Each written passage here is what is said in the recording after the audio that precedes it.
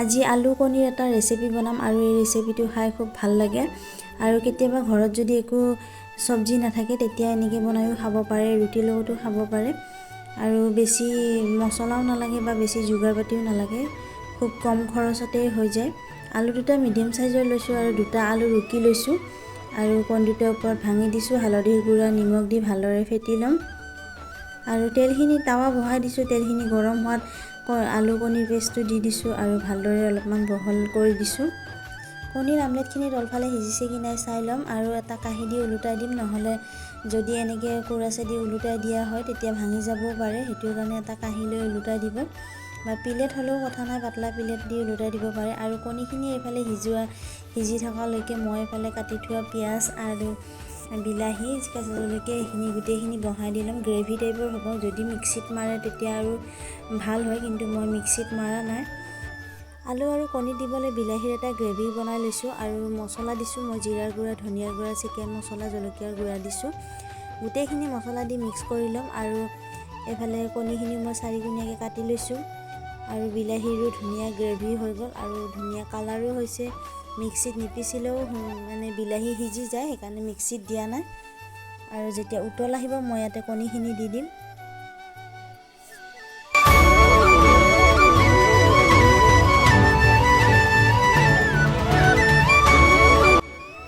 আলু কণীৰ এই ৰেচিপিটো খুব কম সময়তে হৈ গ'ল আৰু বেছি সময়ো নালাগিলে আৰু খাবলৈও বহুত ধুনীয়া টেষ্টি হৈছে আৰু দেখিবলৈও ধুনীয়া হৈছে। এতিয়া ৰুটিৰ লগত খাই লওঁ।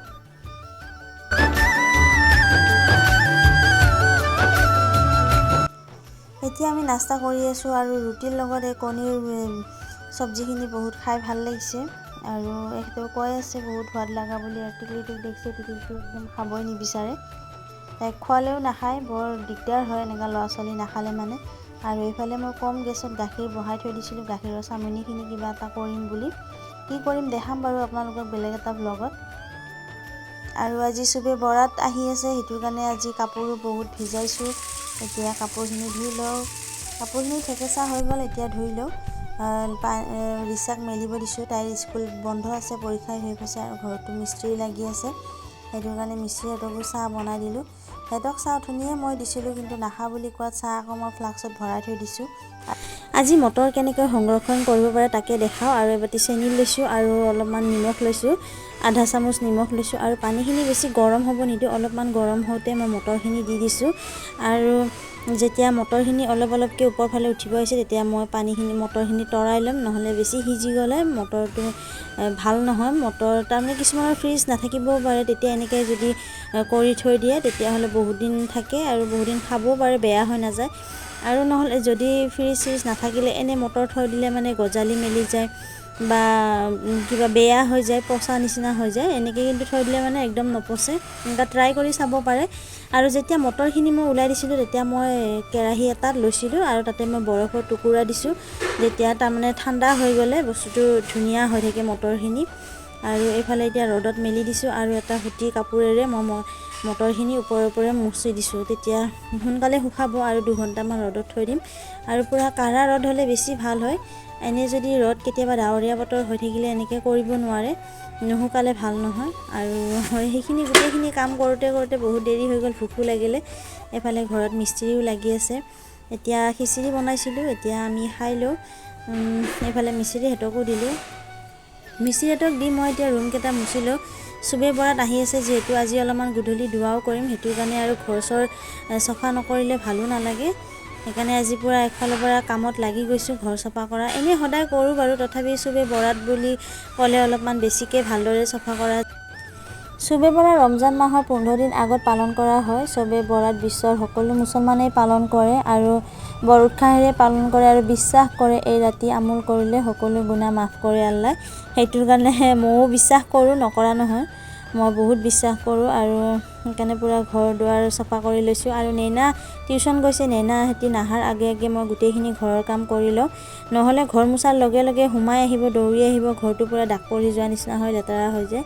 সেইটো কাৰণে নেইনা এদিন আহোঁতেই পূৰা ঘৰ চৰ চফা কৰি লৈছোঁ। আৰু সৰু ল'ৰা ছোৱালী ঘৰত থাকিলে যে সিহঁতক লৈ কাম কৰা মানে কিমান কষ্ট হয়, যাৰ ঘৰত সৰু ল'ৰা ছোৱালী আছে সিহে গম পায়। আৰু এতিয়া স্কুল পৰীক্ষা শেষ হৈছে, ঘৰতে আছে চবেই, সৰু ডাঙৰ চবেই আছে। সিহঁতক মই থৈ আহিছোঁ বৌহঁতৰ ঘৰত। আৰু এফালে ৰিচাই লৈ আহিলে টিকলিটোক, গা পা ধুৱাই লৈ আহিছে পূৰা। এই থাকিলে মোৰ পৰা বেছি ভাল হয় আৰু কাম বনত বহুত সহায় কৰে মোক। তাইৰ স্কুল বন্ধ, পৰীক্ষা শেষ হৈছে আৰু এতিয়া টিকলিটো পূৰা চাফা হৈ আহিলে। এতিয়া তাইক মই অলপমান শুৱাই থৈ দিম। শুৱাই থৈ দিম মানে কি আৰু পূৰা আধা ঘণ্টাৰ কাৰণে শুব আৰু বেলেগ ল'ৰা ছোৱালীৰ নিচিনা নহয়, বা 1 ঘণ্টা হ'ব। মানে খালি উৎপাত কৰে আৰু উৎপাত কৰি বহুত ভাল পায়। এইটোৰ কাৰণে ঘৰ মানে ঠিক কৰিব নোৱাৰোঁ। এতিয়া ঘৰত এতিয়া শুলে, কিন্তু সাৰ পোৱাৰ লগে লগে যেনেকৈ মই চাফা কৰি থওঁ, নাই এটা বস্তু জাগাত নথব, গোটেই একফালৰ পৰা দলিয়াব। আৰু টিকলিটো শুই থাকোঁতে মই কাপোৰ কানিকেইটা উঠাই দিছোঁ। আৰু ইমান কাৰা ৰ'দ দিছে, কাপোৰ কানি ৰাতিপুৱা ধুই দিয়া পূৰা শুকাই গ'ল। গৰম দিনত এইটোৱে ভাল কি কাপোৰ ধুলে কি শুকাই যায়। যদি আৰু ঠাণ্ডা দিন হয়, আজি ধুলে কালি শুকাব, আৰু সেনেকৈ কাপোৰ শুকোৱাটো ভালো নালাগে। গৰম দিনত একদম এতিয়া ধুই দিয়াৰ লগে লগে কাপোৰখিনি শুকাই যায়। আৰু ফাগুনৰ মাহ যিহেতু পূৰা ধূলি ধূলি হৈ গৈছে, বৰষুণো নাই, সেইকাৰণে ৰাস্তাত অলপমান পানী চানী মাৰি দিছোঁ। ৰাস্তা কিনাৰৰ ঘৰ বৰ দিগদাৰ, ধূলি গোটেই ঘৰতে সোমায়। আৰু যদি পানী নামাৰাকৈ চোতাল সাৰিলেও হয়, পূৰা ধূলি হৈ গ'লে হয়। সেইটো কাৰণে পানী চানী মাৰি চোতাল সাৰি লওঁ। আৰু কাপোৰকেইটা বিচনাত এনেই চপাই থৈ দিছোঁ। এতিয়া নাজাপোঁ, গা পা ধুই কাপোৰ কানি ঠিক কৰিম।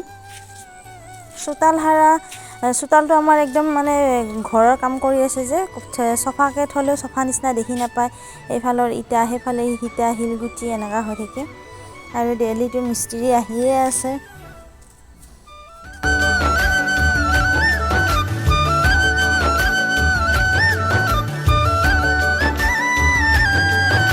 লেতেৰা পেতেৰা যিমান কাম আছিলে চব কৰা শেষ, ঘৰ মোচা শেষ, কাপোৰ ধুই দিয়াও শেষ, শুকালোঁ উঠালোঁ, আৰু চোতাল তোতাও সাৰা হ'ল। আৰু ময়ো গা পা ধুই আজৰি হ'লোঁ। এতিয়া ধুনীয়াকৈ মটৰখিনিও শুকাই গ'ল, মটৰখিনি এটা বৈয়ামত ভৰাই থৈ দিম।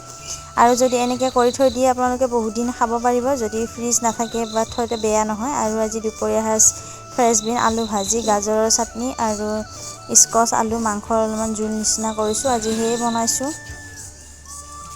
কাম কৰোঁতে কৰোঁতে এতিয়া পূৰা 3টা নে 3:30টাই হৈ গ'ল। এতিয়া ভাত তাত খাই লৈ, ভাত তাত খাই কিনে আকৌ যি কাপোৰ কানি ধুইছিলোঁ সেইকেইটা আকৌ জাপি ঠিক ঠাক কৰোঁ। নেইনাই নেইনাহঁতক ভাত মই অথনিয়ে খুৱাই দিছিলোঁ। মই গা নোধোৱাৰ আগে আগে ভাত দিছিলোঁ। এতিয়া তাইক মই গিলাচ দিব দিছোঁ, মই গিলাচ লৈ বহা নাছিলোঁ। আৰু ভাত তাত খোৱাও হৈ গ'ল। এতিয়া টিকলিটো আহি গ'ল কোচত, তাই নানামে, বহুত সময় মই লোৱাও নাছিলোঁ এইটো কাৰণে। আৰু ৰিচাক মই ফুলদানিকেইটা ঠিক ঠাক কৰিব দিছোঁ। আৰু মই কুচনৰ কভাৰকেইটা ভৰাই আছোঁ। এইফালে নেইনাও চবকেইটাই কামত লাগি গৈছে। এইকেইটাই কাম কৰি দিয়া নহয়, কিন্তু কাম বঢ়োৱা হয় আৰু তথাপিও সৰু ল'ৰা ছোৱালী থাকিলে ভাল লাগে। যেতিয়া ঘৰত নাথাকে বা স্কুল গুচি যায়, তেতিয়া ইমান বেয়া লাগে, খালী খালী নিচিনা লাগে। আৰু এতিয়া ফুলকেইটা এনেকৈ ধুই দিলে কি হৈ যায়, বেয়া হৈ যায়। এতিয়া মোৰ ফুলকেইটা অলপ অলপ বেয়া হৈ গৈছে। আৰু বহুতকেইটা ফুল মানে পানীত ধুই দিওঁতে গুচি গ'ল মানে পেলাই দিছোঁ, বেয়া হৈ গৈছে, ওলাই গৈছে ফুলৰ ঠাৰিৰ পৰা। সেইটো কাৰণে ধুলে বেয়া হৈ যায়। আৰু নুধুলেও উপায় নাই, পূৰা লেতেৰা লেতেৰা হৈ থাকে, ভালো নালাগে। ঘৰ চাফা কৰিলেও তাৰমানে উজ্জ্বল নুঠে। আৰু ফুলকেইটা যদি ধুই নিদিওঁ, ধূলি ধূলি হৈ থাকে। আৰু এতিয়া পূৰা চফালাই হৈ গ'ল। আৰু ক'ৰ ফুল ক'ত আছিলে গমেই নাপালোঁ। এতিয়া মিলাওঁতে অলপমান অসুবিধা হৈছে। আৰু সিহঁতি ভাত খোৱাই নাছিলে, মিস্ত্ৰী এতিয়া অলপমান প্লাষ্টাৰৰ কাম বাকী আছিলে, এতিয়া ভাত খাই আছে। আৰু টিকলিটোৰ পৰা ডাইনিঙত উঠি নাচিব ধৰিছে।